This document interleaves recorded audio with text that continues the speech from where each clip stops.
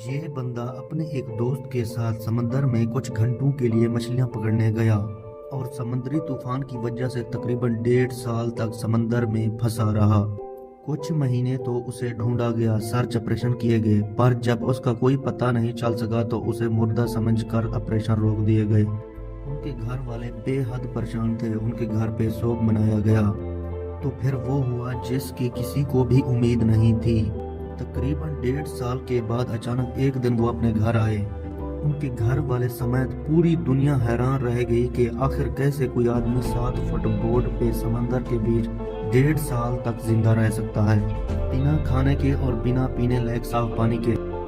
یہ کہانی ہے جوز سیلواڈور کی۔ 17 نومبر 2012 کو جوز نے اپنے دوست کے ساتھ سمندر میں مچھلیاں پکڑنے کے لیے روانہ ہوا۔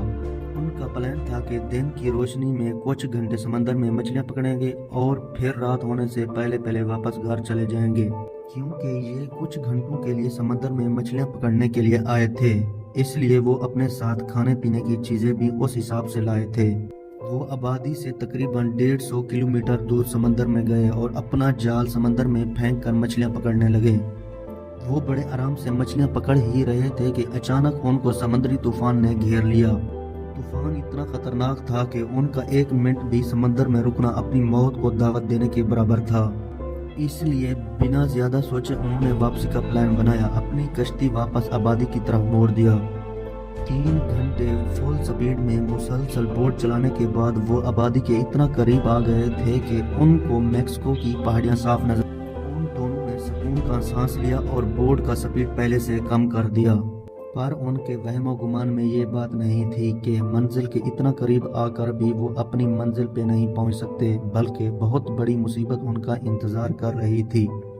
کچھ منٹ سفر کرنے کے بعد ان کی بوٹ اچانک رک گئی۔ چیک کرنے پہ پتہ چلا کہ بوٹ میں فیول ختم ہو چکا ہے۔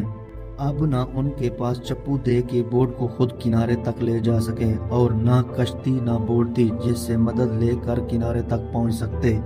اب وہ پوری طرح سمندر کے رحم و کرم پہ تھے، پر خوش قسمتی سے ان کے بورڈ میں ایک ریڈیو سیٹ تھا جس سے انہوں نے اپنے باس کو سگنل بھیجا کہ ان کی مدد کی جائے، ان کے بورڈ میں فیول ختم ہو گیا ہے۔ ان کو لگا کہ اب کچھ منٹوں میں باس کی طرف سے مدد آ جائے گی اور وہ ریسکیو کیے جائیں گے، پر ایسا نہیں ہوا۔ 1 گھنٹہ گزر گیا پر ان کے باس کی طرف سے ان کے لیے کوئی مدد نہیں آئی۔ انتظار میں اب ان کے ریڈیو کی بیٹری بھی ختم ہو گئی تھی اور ان کا رابطہ باہری دنیا سے پوری طرح ختم ہو گیا تھا۔ وقت گزرتا گیا، یہاں تک کہ دن سے رات ہو گئی پر ان کو ابھی تک ریسکیو نہیں کیا گیا۔ اب ان کی کشتی بھی آہستہ آہستہ گہرے پانی میں ڈرائیو ہونا شروع ہو گئی اور آرام سے سمندری لہریں بھی کشتی کو ڈبانا شروع کر دیا۔ بگیسٹ اوشین دنیا کا سب سے بڑا سمندر ہے، جہاں اگر بحری جہاز بھی گم ہو جائے تو ان کو ڈھونڈنا بھی ناممکن سا ہے۔ یہ تو صرف چھوٹی سی 7 فٹ کی کشتی تھی۔ 1 ہفتہ گزر گیا ان دونوں کو سمندر میں۔ ان کے پاس جو کھانے پینے کی چیزیں تھی اب وہ بھی ختم ہو گئی۔ اب ان کو تھوڑی بہت امید تھی بچ جانے کی، اب وہ بھی نہیں رہی۔ اب ان کو پوری طرح سمجھ آ رہا تھا کہ اب ان کا بچنا ناممکن ہے اور ان کا مرنا طے ہے، پر انہوں نے ہار نہیں مانی اور انہوں نے اپنے ہاتھوں سے مچھلیاں پکڑی اور ان کو کچا کھانا شروع کر دیا۔ ظاہر ہے یہ آسان نہیں تھا ان کے لیے، پر زندہ رہنے کے لیے ان کے لیے کوئی اور چارہ نہیں تھا۔ پیاس بجھانے کے لیے وہ کچھووں کو پکڑ کر ان کا خون پیا کرتے تھے اور اگر کبھی بارش ہو جائے تو بارش کا پانی سٹور کر کے پیا کرتے تھے۔ یہ سب کسی انسان کے لیے کر پانا بالکل بھی آسان نہیں ہوتا۔ آسان تو یہ بھی نہیں ہوتا کہ مہینوں تک ایک چھوٹے سے بوٹ میں گزارا جائے جس میں آپ چل پھر بھی نہیں سکتے۔ جوز ایک مضبوط انسان تھا جس نے پہلے بھی اپنی زندگی میں بہت مشکل وقت گزارا ہوا تھا، پر اس کا دوست یہ سب برداشت نہیں کر سکا۔ 4 مہینے اس کشتی میں زندگی کے انتظار میں گزارنے کے بعد اس کے دوست نے سمندر میں چھلانگ لگا کر اپنی جان دے دی۔ اب جوز بالکل اکیلا پڑ گیا تھا، کم سے کم ان سے پہلے بات کرنے کے لیے تو کوئی تھا، پر اب وہ بھی نہیں رہا۔ چاروں طرف جہاں بھی نظر گھماتا تو اسے خوفناک سمندر ہی دکھائی دیتا، پر اس نے ہار ماننا سیکھا ہی نہیں تھا۔ اس نے اسی طرح کچی مچھلیاں، کچھووں کا خون اور بارش کا پانی پی کر سمندر میں 1 سال گزار لیا، یعنی اس نے 365 دن سمندر میں گزار لیے۔ उन 365 दिन में उसको कोई एक भी उम्मीद नहीं दिखी जिससे उसे लग सके कि वो जिंदा बच सकता है। हर दिन वो अपनी जिंदगी का आखिरी दिन समझकर जी रहा था। 13 माह बाद उसको एक कार्गो का शिप अपनी तरफ आते हुए दिखाई दिया। कार्गो देखते ही उसे जिंदगी की एक उम्मीद मिल गई थी। उसने कश्ती की तरफ हाथ हिलाकर इशारा किया, अपनी चीजें पानी में फेंकी ताकि कश्ती में बैठे लोग उसको देख सकें। पर वो कार्गो वहां से गुजर गई और कश्ती में मौजूद किसी की नजर उस पर नहीं पड़ी। पिछले 13 महीनों में उसे पहली बार ऐसा लगा कि वो बच सकता है, पर उसके इस उम्मीद पर भी पानी फिर गया। फिर भी उसने हार नहीं मानी और जिंदगी की उम्मीद में बैठा रहा, यहाँ तक कि एक महीना और गुजर गया। यानी वो पिछले 14 महीनों से समंदर में था।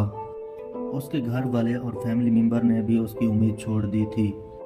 सबकी नज़र में वो मर गया था, पर असल में वो जिंदा था और हर दिन मौत से लड़ रहा था। इन 14 महीनों में जोज ने अपने छोटे से कश्ती में 12,000 किलोमीटर का सफ़र तय कर चुका था। अब उसके कपड़े भी फट गए थे और हिम्मत भी ख़त्म हो गई थी। एक दिन जब वो सुबह के टाइम उठा तो उसने देखा कि पानी में नारियल बहते हुए आ रहे हैं। जब वो कश्ती पे खड़ा हुआ तो उसे आसपास परिंदे भी उड़ते हुए दिखाई दिए।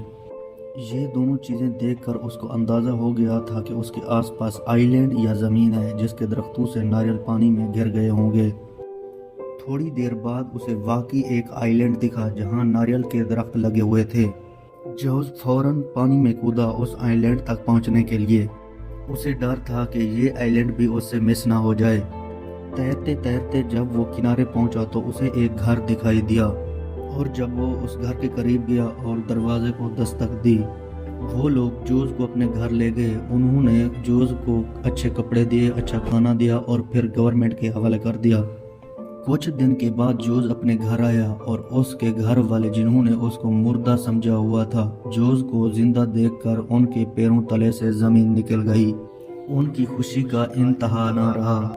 देखते ही देखते ये बात पूरी दुनिया में आग की तरह फैल गई और दुनिया भर के न्यूज़ चैनल ने जोज के नाकाबिले यकीन सफ़र को अपने न्यूज़ चैनल में चला दिया। बाद में जोज ने अपनी एक बुक भी लिखी जिसमें उसने अपनी सारी समुद्री कहानी बताई, और उस बुक का नाम था 438 डेज।